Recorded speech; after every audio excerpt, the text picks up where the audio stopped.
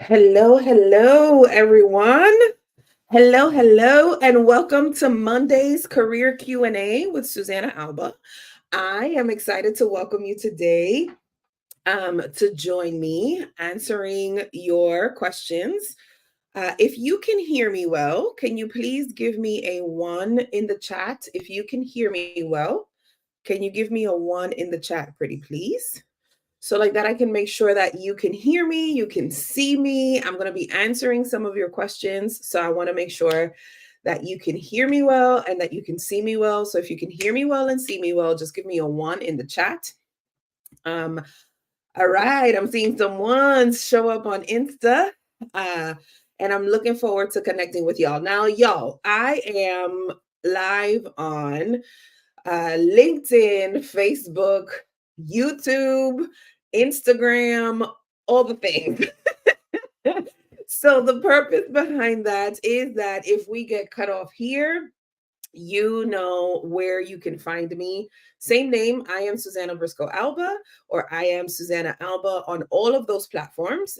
You will be able to find me. Today, I am excited to connect with y'all because I am going to be answering your questions. So we are going to get into subject matter material, and in true fashion, I will answer your questions at the end if we have some time. So the way that that happens is that if you're watching me on Facebook, LinkedIn, or YouTube, just type your questions into the chat and I will get to them. And if you're watching me on Instagram, then I want you to use the question bubble emoji situation. And I want you to put your question in there. But we're going to get right into your questions because I am excited to share some news with y'all. So let's get to these questions. If you are ready to get into subject matter material, I want you to type ready in the chat. Okay. If you're ready to get into subject matter material, I want you to type ready in the chat. And we are about to get this party started. As you are doing that, I want to give a special shout out for those who this is your first time joining us. If this is your first time joining me, welcome. My name is Susana Briscoe-Alba. I am the lead career strategist at Dunamis Coaching and Consulting Services, where we teach you how to land six-figure roles through leadership development and career strategy. And today, that's what we're going to be talking about in terms of career strategy. If you are not new to this, but you are true to this, then you've been rocking with your girl. Hey, friend. Hey, happy Monday. I hope that you are having the most amazing start to your week. And I hope that after we finish this live will prepare you to be able to show up unapologetically and be ready to answer common questions that some of you have shared, but just leave you equipped so like that you're ready. I'm seeing some people telling me that this is their first time. Well, thank you. Thank you. I hope that you get a lot of value from joining us today. If you're catching this on the replay, just comment hashtag replay and let me know that you are here. All right. So getting into the first question that I got quite a lot of them, y'all. So let's make sure that we get to as many of them as we can. The first question that I got said, I moved to Indiana from Atlanta, Georgia, 6 years ago, and it's become increasingly difficult to navigate the workplace because of increasing racial intolerance. Is there a book or resource you have that you will give me guidance that will give me guidance?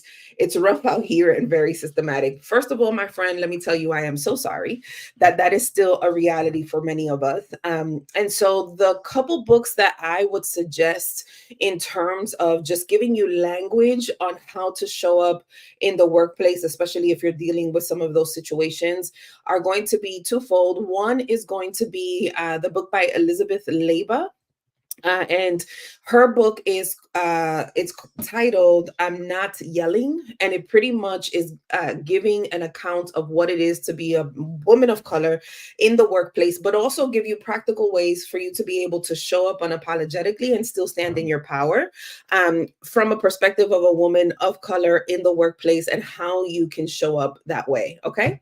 The second book is by Amber Cabral, and that book is called Say More About That. Amber has written two books, but Say More About That is going to be one of those books where you can leverage just the experience and the expertise that she is giving you in terms of you being able to find the language to articulate your value, to articulate kind of what is going on in your situation without coming across necessarily as the angry Black girl or the angry brown girl, which many of us, whenever we're assertive, or we want to share our perspective, and sometimes people don't know how to respond to that. That is how we get labeled. And so, those two books I have found to be very powerful to help you in this current dynamic, and to help you to move forward. So, I hope that you would take heed and pay attention to those books, because those books are honestly really very good, and I highly recommend them. The next question that I got is from a stay at home mom. She's been at home now for 8 years. She got her master's degree in 2020. And she's postponed going back to work due to the pandemic, but also because of the needs of her child. And so she's looking for a flexible schedule. The biggest concern that she's having is, how do I navigate the gap on my resume when I am interviewing? So I can tell you from a hiring manager's perspective, me being one of those, the biggest thing that we are going to want to pay attention to when we are connecting with you, when we're getting to know you throughout the interview, is that if you have a gap, what have you done during that gap to be able to leverage your time? So it's likely that you're not sitting at home twiddling your fingers. But she mentioned you went back to school, so I would talk about that. The fact that you went back to school, the skills that you have acquired after completing that degree, and how you're ready to put them to use at the organization or the industry that you're looking to go into. So I would make sure that you are speaking from a place of adding value, instead of speaking from a place of, I'm not worthy because I've been home or because there is a gap on my resume. The two books that I mentioned, for those of you who are asking me, the two books that I mentioned were Say More About That by Amber Cabral. And the other book that I mentioned was I'm Not Yelling by Elizabeth Leba. If you follow me on LinkedIn, or if you send me a DM after this live, I will be able to share those books with you. Okay. But those are the two books. If you want to look them up on your own, you absolutely can. The next question I got is, if the company you're interviewing with is going through a transformation, what is a quality question to ask the hiring manager? Ooh, ooh, ooh. Okay, so if the organization is going through a transformation, what is a quality question to ask during your interview if you're interviewing with the hiring manager? A question that I would ask, that gives me insight into the hiring manager, or into the culture of the company, would be this one. So if you are a note taker, for those of you who are note takers, I'm going to encourage you to take notes, but also if you can help me out by typing out the question in the chat, so like that, we can help each other out collectively. That is going to be something that will be very helpful. Here's the question. The first one would be, can you share with me what achievement did you accomplish this week that you are excited about? What achievement did you accomplish this week that you are excited about? Here is why I like to ask that question. And every time I ask that question, people have to pause and kind of like think about what is the achievement and why are they excited about it. The reason that I like to ask that question is because if they fumble around being able to give you some type of context surrounding what is the achievement that they've accomplished this week that they're excited about, it is likely that we're doing a lot of the same rigmarole and we're not paying attention to probably key performance indicators, or the way that the team is performing. One of the things that I think everyone wants to get in their new role or in their existing role is recognition. And so as you are interviewing, as they are interviewing you, you are also interviewing them. And so pay attention to those types of responses that they give you after asking a question like that, especially because if they cannot get excited about the work that they are doing, my love, what makes you think that you are going to get excited working under someone who's not? Just saying. I'm just saying. So I want you to pay attention to what their responses are. The other question that you can ask is around employee retention and employee development. So can you tell me about a recent direct report of yours, let's say? Can you tell me about a recent direct report of yours? What was their success and how did you contribute to it? That is going to give you insight into how they lead, how they manage, and how they support their team. A lot of the reasons why people wake up and they dread going to work is because they are either being managed by a person who is in a leadership role but has not been able to learn how to lead effectively. Now, if you've been rocking with me for a while, you've heard me talk about this before, but I'm going to mention it again. Leaders lead with an open hand. Managers, okay, people who are insecure and have a difficult time being able to identify star talent or get very insecure around star talent, will lead with a closed fist. Okay, leaders lead with an open hand.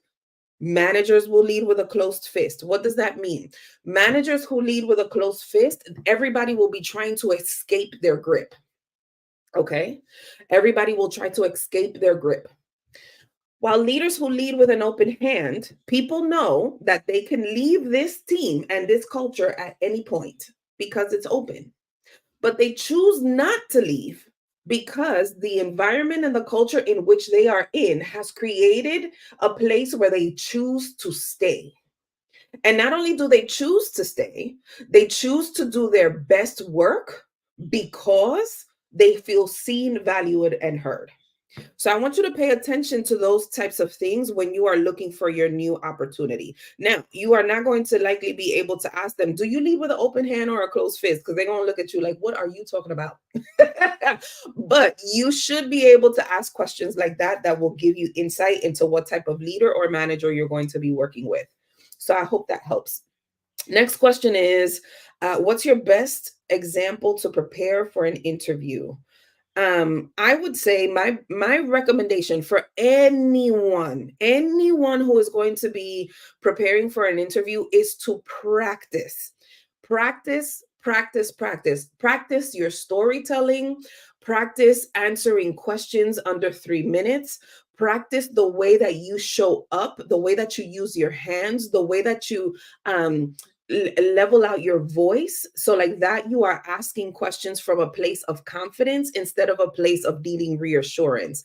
And we can tell all of that through your tonality. So if for all of your questions at the end or during the conversation you're saying things like, does this make sense, or did you get it, or you're using a lot of this, that as a hiring manager, that comes over to me as if you are unsure about what you're talking about. And here's the thing, y'all, you are the expert in your career story. So you need to be able to say that with conviction. So practice, okay? Couple things that I want you to pay attention to is make sure that your responses stay under 3 minutes. I've met too many candidates where just a simple answer takes them about 15 minutes to be able to land their plane. Listen, and I say this with as much love in my heart as I possibly can. You are not the only candidate that we're interviewing. And so if you don't know how to be clear and concise and effective in your responses, that is going to translate over during the interview. Do not wing it. Practice. The same way that interviews are scripted, your responses should be scripted. Please do not sleep on the fact that we script interviews. We have specific questions that we ask. We have specific things that we're looking for. Your body language, the way you sound, the way you answer things, all of that is part of the script. So if you're going into the interview and you don't know how to be able to practice those things, baby, we're going to be on the struggle bus. So I want you to pay attention to those things. Practice. A lot of these interviews now are happening either by phone, screening interviews, or they're happening via Zoom. And what I think will happen going into the further into the year is that a lot of the preliminary interviews will happen via AI.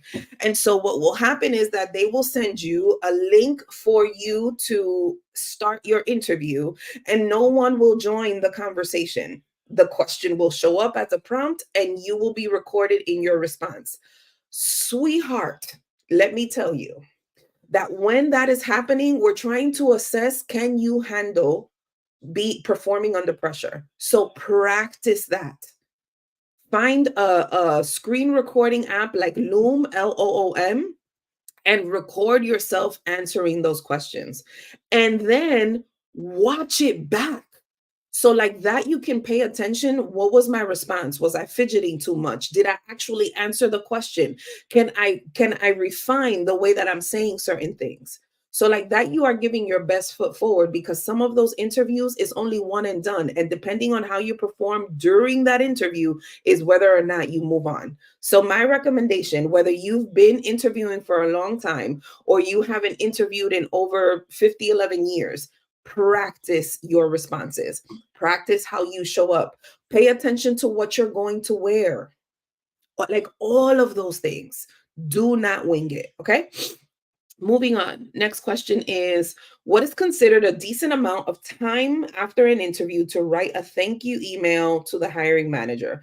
I don't want to appear desperate by sending an email a day after the interview.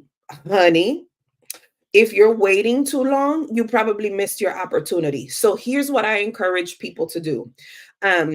Couple things. I encourage you to always have a box of thank you cards.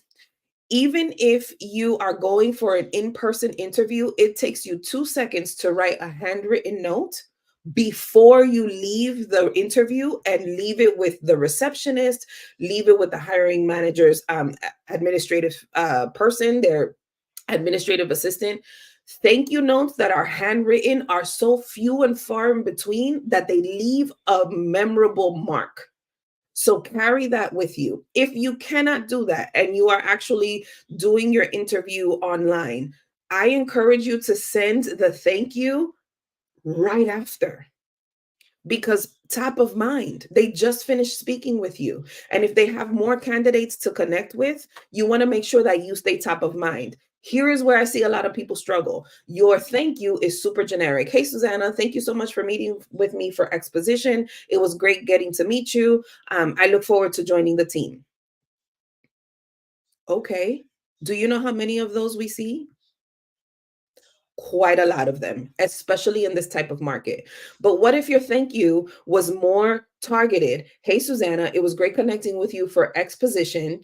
I've identified these things after talking with you. I've identified these aspects of my skills that would be a good fit for this role. It was great meeting such person, such person, such person. And I welcome the opportunity to learn more about the position or learn more about the hiring process and meeting you more. So that would be my interview. That would be after my interview. And then I would send a LinkedIn connection request, because they just met you.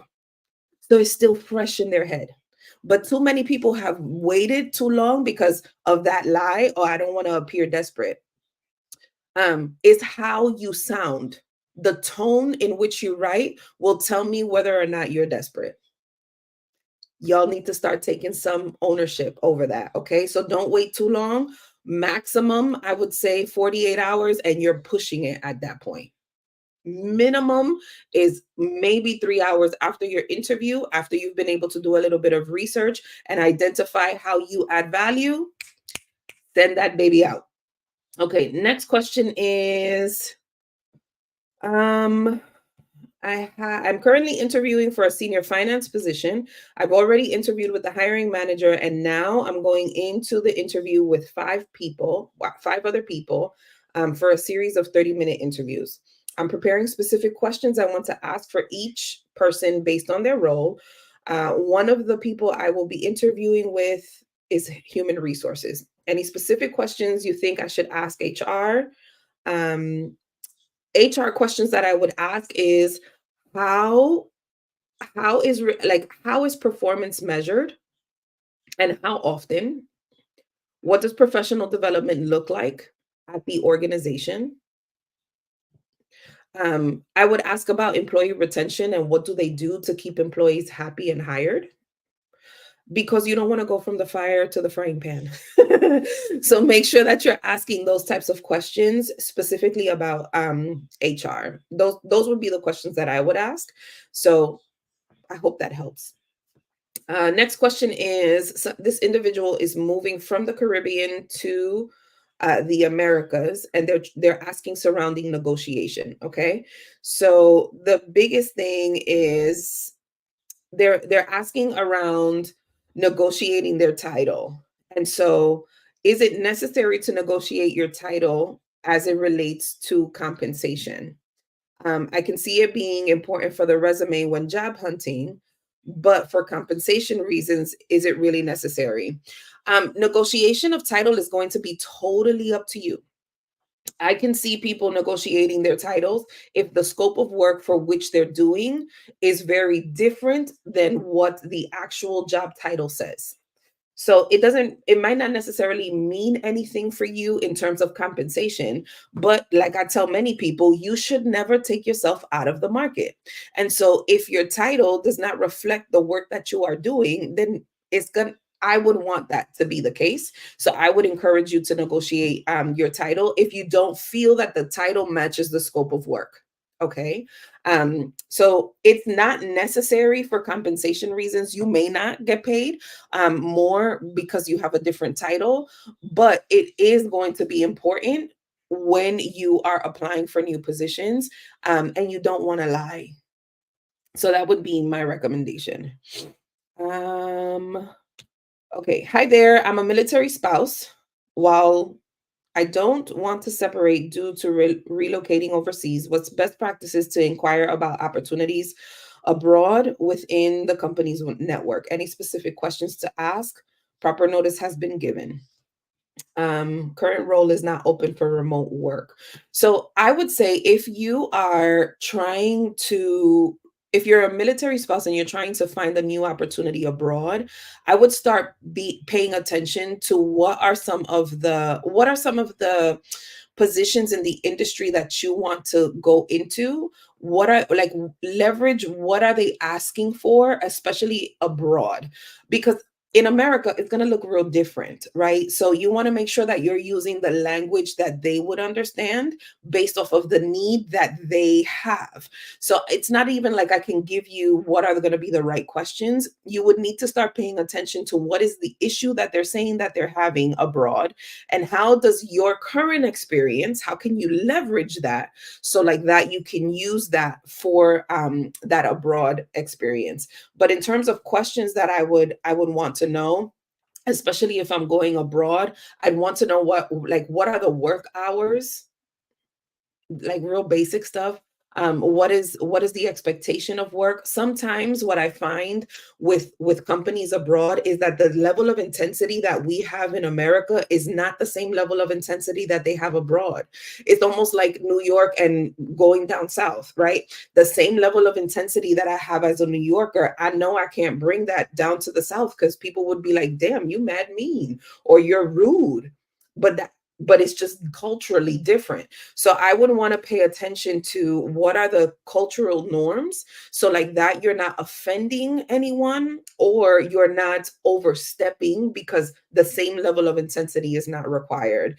I would ask about specific positions abroad with other companies, and what is the work day like.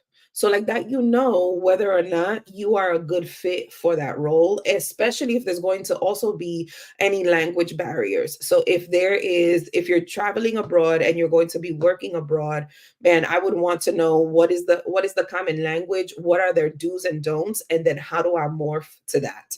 I'm not telling you not to be yourself, but I am telling you to be respectful of where you're going. Okay. So I hope that helps. Um, oh, this question is, how do I properly leverage 24 years of experience in my field but no degree? So here's the thing. I see a lot of people who are concerned with the fact that they don't have a degree, but they have years of experience. The way that you leverage having all of that experience and not having a degree is leveraging your network. My biggest recommendation is if you're going to be transitioning and you feel like you're stuck because you don't have a degree, you still have a network. Over those 24 years, I'm pretty sure people have moved into different levels, moved into different industries, and perhaps moved into different organizations. Start reaching out to individuals that you worked with who are familiar with your work ethic and can speak about your work ethic, and leverage the power of an informal interview. Informal interviews are pretty much, hey, I'm looking for this new opportunity. I'm interested in going into this role. I see that you have experience here. Do you mind if we spend some time just kind of talking through? Can I treat you to coffee? Can I treat you to dinner so that I can ask you a couple questions? And then based off of their responses, then you start to leverage your LinkedIn profile to speak to where you want to go and not where you are at. That's the first thing. Secondly, the thing that I would encourage you to pay attention to is speak from a place of affirmation and not from a place of desperation. I know plenty of people who have degrees, and I say this with as much love as I can. They have the degree, but they don't know how to do the work. And so they end up being a problem more than they are a solution.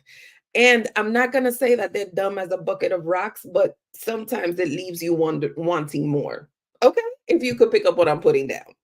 So leverage the power of your network, break your people up into people groups. My ride or dies, I'm going to tell you the three people groups you should be paying attention to: nice to knows, need to knows, and connectors. If you don't have a degree and you have 24 years of experience, assess your network. Who are the nice to knows, the need to knows, and the connectors, and then make moves accordingly and strategically based off of where those people fall. Okay. Next question is, how do you handle your resignation when you find your next better opportunity? What do you say when you give your notice? Okay, so for my note takers, here we go. I'm gonna tell you what to do. It's pretty simple. It's called GTR: gratitude, timeline, and reason. This is also going to be very helpful for my people who are people pleasers and you feel guilty telling your manager or telling someone else that you have found a new opportunity and you're not sure, like you start to say sorry a lot, or you feel like you need to give a lot of detail. First thing I'm gonna tell you is less is more, and I want you to remember GTR: gratitude, timeline, and reason. Okay. So if you are ready for that, I want you to type GTR in the chat. GTR: gratitude, timeline, and reason. Especially if you're going to be transitioning out of a role that you've been at for a long time, or you get nervous, or you feel like you got to apologize, or you feel some kind of guilt or shame. This framework is going to help you keep that to a minimum. You can use this verbally and you can use this in written form. Okay. The first thing is you're going to start with gratitude. Thank you so much for this opportunity. I have learned a lot while working here. Timeline. But as effective as of whenever you decide, I will no longer be in this role, or will be my last day. So for some of you, it's effective immediately. For some of you, it's 2 weeks out, right? So you want to give a timeline. So you want to start off with gratitude. Thank you so much for this opportunity. Thank you so much for allowing me to be a part of this team. Effective in the next 2 weeks, I will be resigning from my role as whatever your role is. And the reason that you're going to give can stay general. The reason that I've decided to move on is because this new opportunity is a better fit for my skills and my career goals. That's it. Or it's a better fit for my family and what we are trying to accomplish. That's it. Please, for the love of God, do not go into, well, I can't stand this individual and you are super toxic and I hate it here and you don't pay me enough. I know that there's a lot of people online who are sharing their experiences and they're saying a lot of that. Here's what I don't think enough people have taken the time to realize. While I can and commend you for being so bold online, the other part that I want you to realize is that you have now shared this information publicly. And so if I am a hiring manager and I am interviewing you and you berated or belittled another hiring manager and you posted that publicly for the world to see, can you tell me how do you think that's going to translate into the next opportunity? When I'm telling y'all, don't bring your prior trauma into your new opportunity or your prior negative experiences into your new opportunity, that is what I'm referring to. I am very much of the thought that I will burn a bridge while I'm still on it. 100%. If it is not a safe place for me and I know that I am likely never going to go back there, fine. I am never going to go back there. And likely I will never see those individuals again. I don't have an issue with that. But y'all, I have seen it too many times where the industry is very big, but it's small at the same time. And so one misstep, one foul conversation that is now available very publicly, or one conference that people go to and they have the opportunity to connect with each other and they start talking about what opportunities they're hiring for and who they are hiring. Because if you don't think that that's happening at conferences, baby, I can tell you that we talk. Now, instead of moving forward, you've shot yourself in the foot. And there's a lot of people telling you, oh, well, I'm not going to back to that organization. I'm going to start my own side hustle. Okay, great. That is wonderful. I'm all for you starting a side hustle. Let me tell you how difficult that is. Because getting incorporated, starting your LLC, that's easy. Finding clients that want to work with you is a whole different ballgame.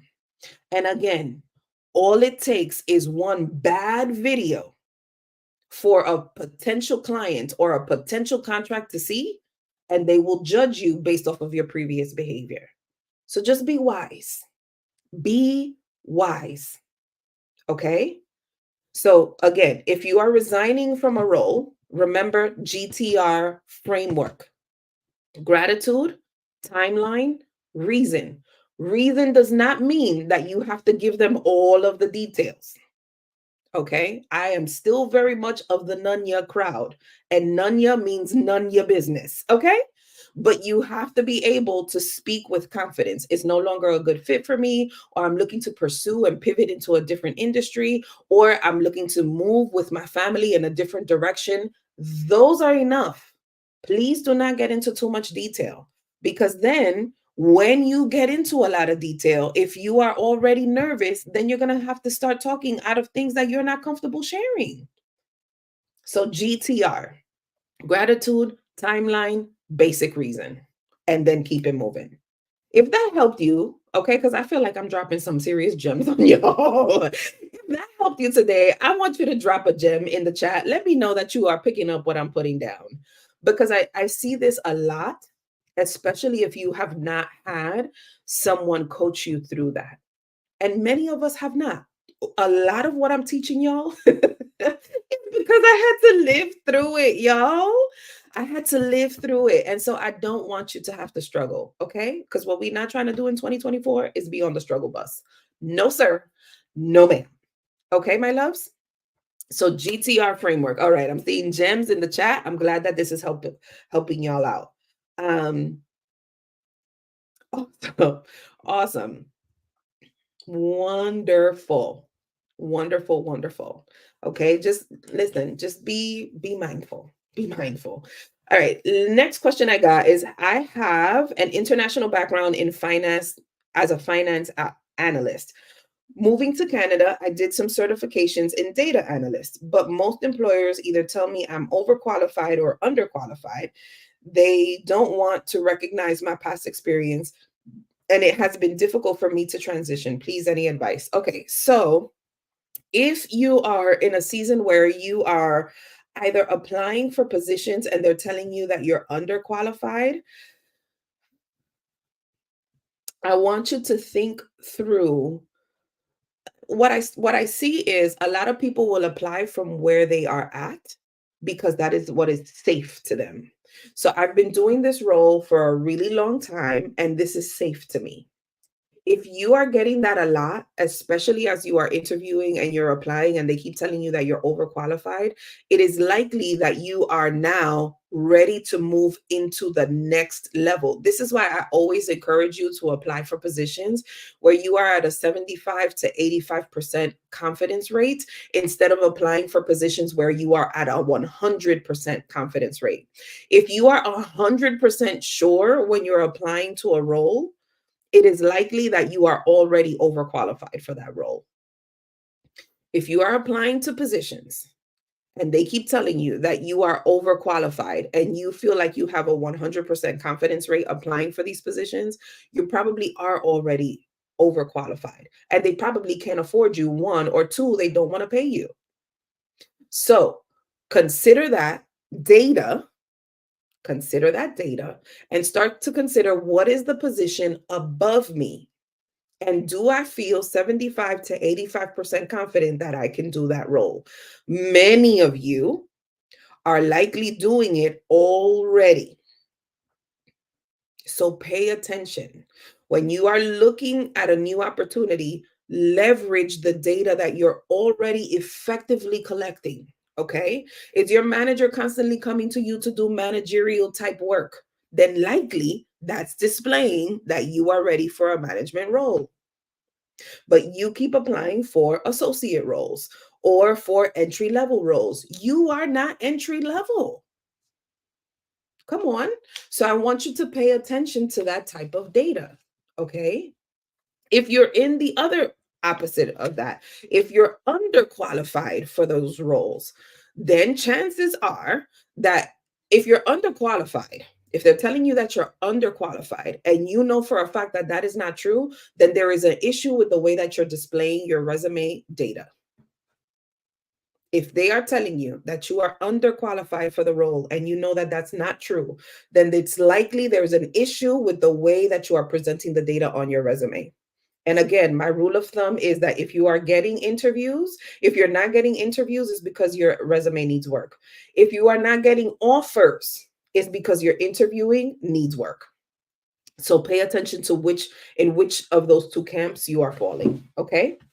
So I hope that helped you in terms of being able to transition. If you are applying for roles and they keep telling you that you're overqualified, you probably need to apply for a role above what you are considering. If they keep telling you that you're underqualified and you know that you are qualified for the role, then there's likely issues with your storytelling on your resume and on your interviewing that you need to adjust. Okay. So pay attention to those things. Last question I got was, what advice would you give someone who has not been in the interview process for years? Um, Twofold: leverage your network, pay attention to your network, and see if there are people within your network, within those three people groups that I'm suggested: nice to knows, need to knows, and connectors, and start to ask them what are some of the issues that they are identifying, and how can you position yourself as an authority to be able to solve some of those said issues. Especially if you haven't been on an interview for a really long time, leverage your network. And then after you've done that, practice, practice, practice, practice, practice. Okay. Practice in the mirror as you're getting ready for work. Practice recording yourself so that you can hear what that looks like. Practice, my love. There's nothing wrong that will come from you being able to solidify your responses and be able to speak from a place of confidence instead of a place of desperation. Okay. So here's the interesting part. We have 16 questions on Insta that you guys have submitted. So I'm going to try to get to as many of them as possible. But here is one of the things that I want to share with y'all. How many of you would say that at this point you have done everything that you think to do, and you feel like you just need a reset? Like you need to learn or relearn what it means to network, what it means to show executive presence, and what it means to negotiate and tell your story with conviction. If that is who you are, I want you to type me in the chat. If you have gone through this, if you've sat through this live and you're like, man, you speaking real good, Susana, but like I need some help. I need to go. People tell me to network. I don't know how to do that. People tell me that I should have a LinkedIn profile. I got one. I don't really know what to do with that either. If that is who you are, then you're in luck, because February 5th, February 7th, and February 9th, I am going to be hosting a 3-day live series. Okay. It's going to be a challenge, and it's titled The Reset. During the reset, I am going to be teaching you about all three of those things: what it means to network effectively, how to have executive presence, so like that you show up powerfully during your interviews. And I'm also going to be talking on negotiating during that live series. Okay. If that is something that you would want to participate in, then I'm going to ask you to comment the word reset. RESET. If you comment the word reset, what's going to happen is that my assistant, Susana the bot, is going to send you the link for you to register for that event. What happens when you register? Because I know people are like, girl, don't spam me. What happens when you comment the word reset is that you are going to get the link to register for the reset event. I'm going to send you reminders every day, so like that you show up for the reset. But I'm also going to likely host a VIP question and answer party. And in that question and answer party is just going to be a secret link. I'm not going to do that live, and it'll just be a couple of us on a Zoom where you can ask me your questions in real time. So, if that is who you are and you are in a space where you need a reset, I need to learn how to negotiate. I need to learn what executive presence looks like. I need to know how to network. And I could really appreciate having some one-on-one time with you, Susana, even if it's 15 minutes, or asking your question in real time. I want you to comment the word reset. After you've commented the word reset, you should get an invitation for you to be able to insert your email address and your name, and we will send you reminders on what you have to do throughout that challenge. Now, listen, this challenge is not just going to be where you listen, take down notes, and then don't do anything. Each day of the challenge, I'm going to have specific things that I want you to do as you are resetting. Okay. Because what we're not going to do is let fear stop us anymore. So if you're going to join the Reset Challenge and you would appreciate me sending you emails and being a part of that community, you're going to comment the word reset. I see a lot of you are commenting it right now. And we're going to get into work. We are, because you need to be equipped on how to do those things. Okay. On how you can start to evaluate how you can live through networking, how you can show up unapologetically, what it looks like for you to be able to network in this market. So if you've commented reset and you haven't gotten the link, comment reset again, so like that you can get the link for the challenge. If you are already on my newsletter, I will be sending you also that via the newsletter. So comment the word reset, so like that we can send you what to do. The things that we're going to be talking about is networking, both virtually and in person. We're going to be talking about what executive presence looks like. Some of you have never heard that term, some of you are very familiar, but what does it look like in real time? Okay. And then the last thing, and the thing that I get the most questions about, is how do I negotiate? I'm going to be teaching you that. Where each one of those days is going to be dedicated to one of those things. Okay. So during the reset challenge, we're doing this on February 5th, February 7th, and February 9th. You do not have to pay for any of those days. It is completely free, and I'm going to be doing it live here on Instagram and on Facebook, LinkedIn, and YouTube. It is completely free. Okay. The only thing that you will have to pay for, and that's only if you choose to, is to get the workbook. In that workbook, I am giving you a lot of material surrounding email templates that you can send, words that you can use to update your resume, uh, information regarding the challenge and the next events that we have going on. So if you want to just join the event those 3 days, you absolutely can join for free. But if you feel like you need that additional support, I would highly recommend that you invest in the workbook, because the workbook is something that you will be able to use even after the event. Here's the other reason why you want to use either get on the list, save the dates, and get the workbook. I will not be saving those lives. This one I will. I'll be saving this live.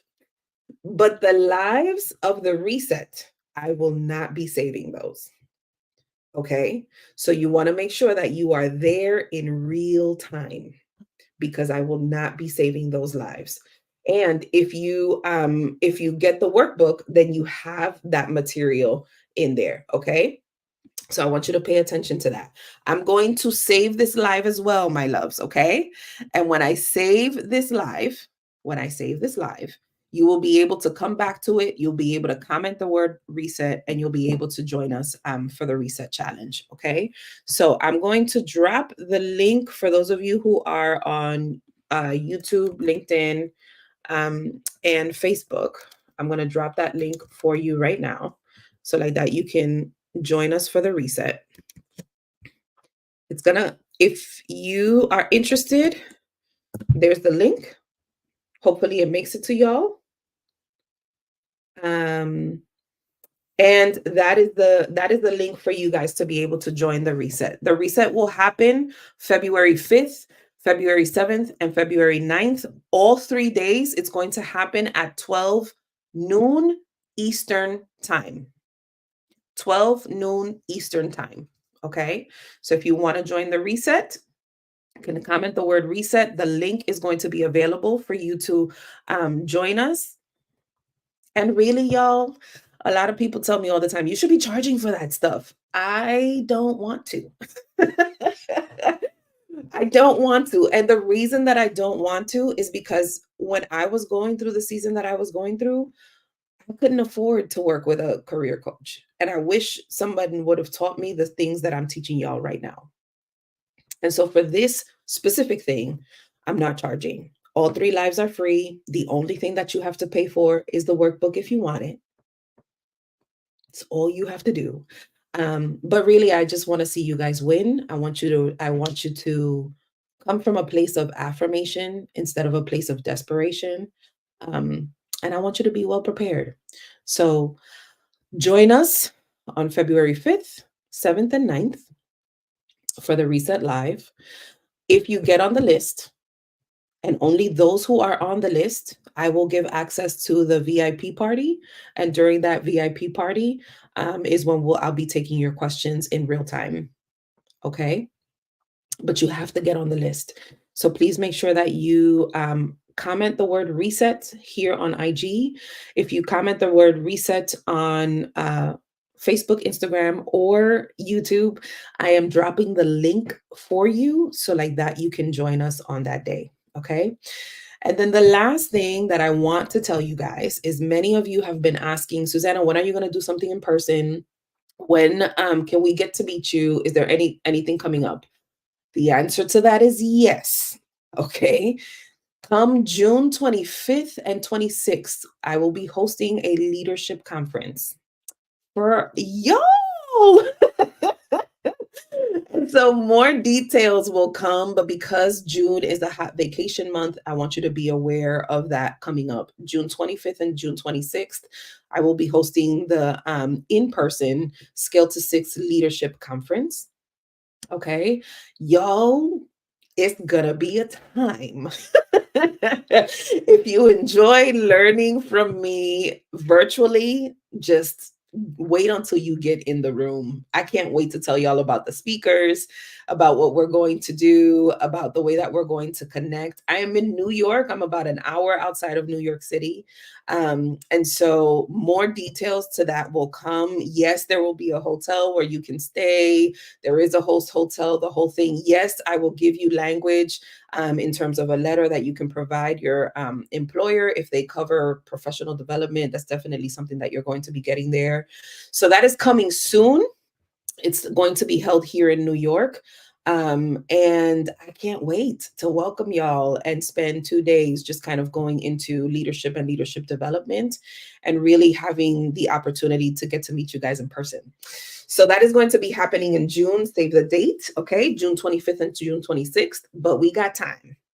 For right now, what I want you to do is to join us for the reset. So if you have not gotten the link yet, just comment the word reset and I will make sure that you get that link to join us for those 3 lives and for that one VIP party. The VIP party will not be happening online.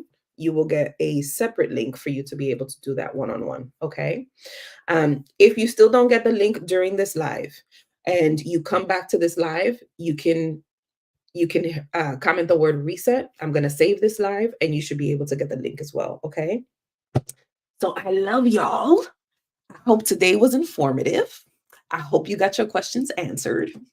And if you are on my newsletter, you will be getting bite-sized pieces of this live in written form, which is going to be really helpful in case that you want to have some language surrounding what we talked about today. Okay? Alrighty, my loves. I love y'all to the moon and back. Again, the word to use is reset. And I'll see y'all later, okay?